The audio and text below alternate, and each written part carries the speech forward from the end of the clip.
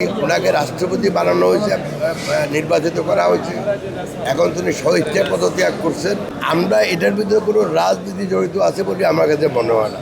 বাংলাদেশে আমার থেকে আরও বহুত বিজ্ঞ লোক আছে যারা বাংলাদেশের রাষ্ট্রপতি হওয়ার জন্য যোগ্যতা রাখে। আমার নাম কেন সেখানে আসবে বলেন, আমি তো জানি না। এক, দুই নম্বর হলো, একজন দেশের রাষ্ট্রপতি যদি পদত্যাগ করে ওনার তো সেই অধিকার আছে। কি কেই শুধু সেটা আমি জানি না, তবে আমি এইটুকু বুঝি আমরা এটার ভিতরে কোনো রাজনীতি জড়িত আছে বলে আমার কাছে মনে হয় না। ওনাকে রাষ্ট্রপতি বানানো হয়েছে, নির্বাচিত করা হয়েছে। এখন তিনি স্বেচ্ছায় পদত্যাগ করছেন, এটুকু আমি বুঝি। এর বাইরে আর এটা নিয়ে কোনো কথা নেই। ভাই, আমার নাম কোনো দেখবে, আমি কি সে যোগ্যতা অর্জন করছি এখনো? যখন আমি যোগ্য হব তখন আপনাদের বলবো।